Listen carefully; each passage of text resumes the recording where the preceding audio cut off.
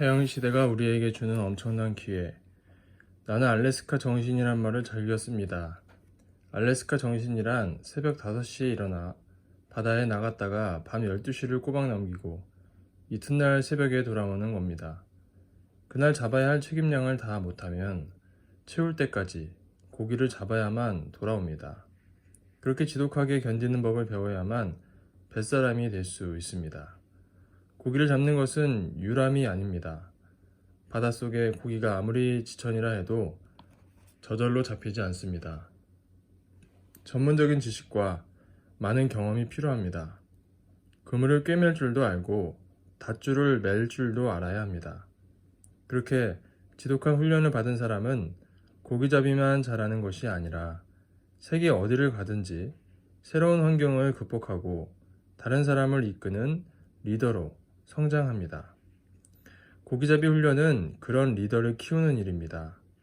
바다에서 패권을 지려면 세계를 누비고 다닐 만한 배와 잠수함도 있어야 합니다.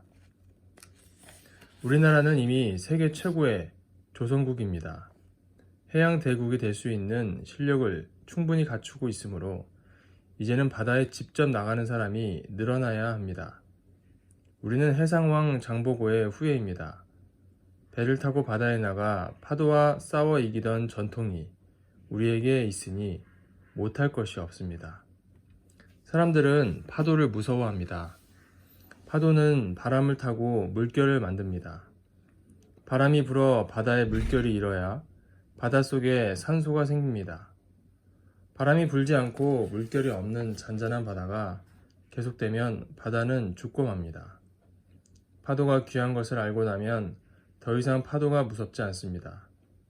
거센 바람이 불고 파도가 사나워도 그것이 바닷속의 고기들을 살리는 길인 것을 알면 오히려 그것을 바다의 매력으로 받아들이게 됩니다. 바다 밑으로 30m만 내려가도 파도는 존재하지 않습니다. 잠수함을 타고 바다 밑으로 내려가면 에어컨이 필요 없을 정도로 선선합니다. 적당한 온도의 잔잔한 물속에서는 온갖 고기들이 떼를 지어 몰려다니며 춤을 춥니다. 마치 리틀 앤젤스처럼 색색이 예쁜 옷을 입고 살랑살랑 지느러미를 흔듭니다. 그렇게 고요하고 평화로운 세상이 곧 올 것입니다. 해양시대가 다가온다는 것은 우리나라에 세상을 바꿀 기회가 온다는 말입니다.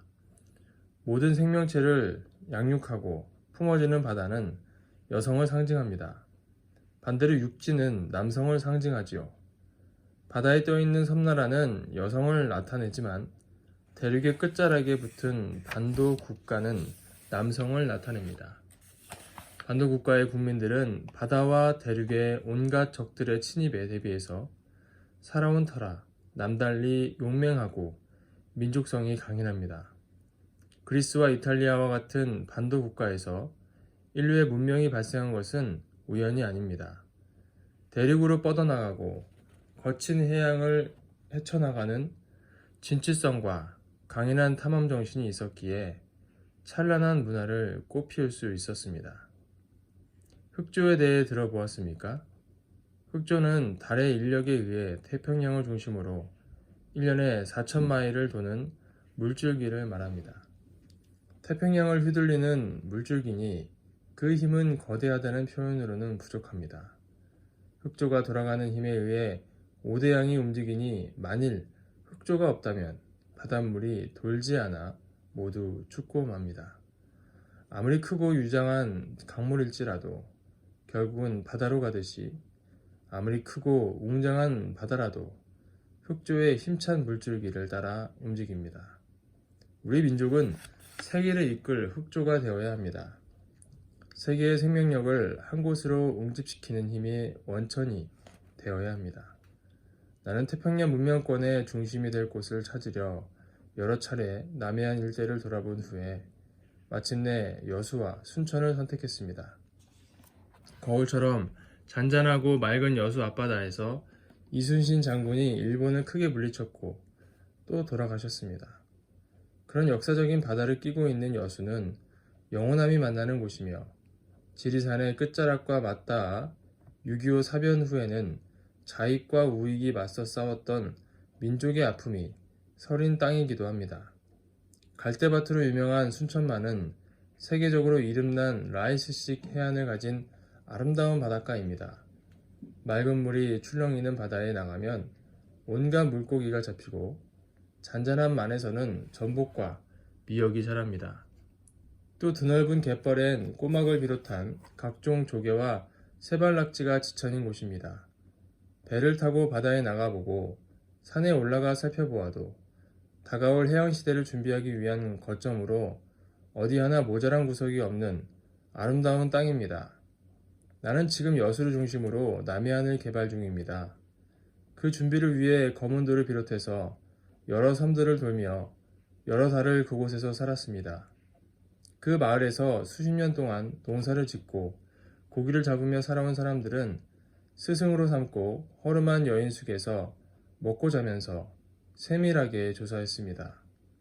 입으로만 조사하지 않고 눈과 발로 일일이 보고 다니며 알아보았습니다.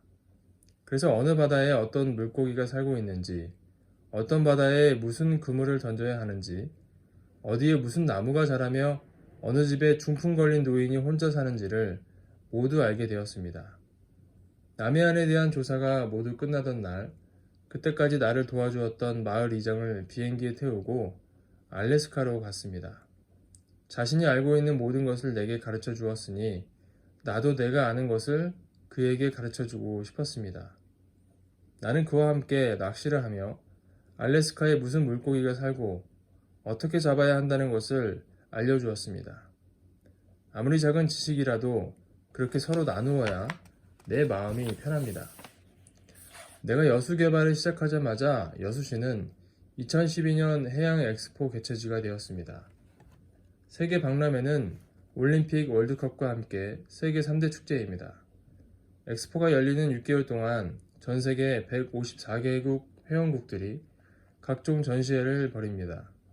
그렇게 되면 세계의 이목이 여수에 집중되는 것은 물론이며 선인기술과 문화가 한꺼번에 여수로 모여듭니다.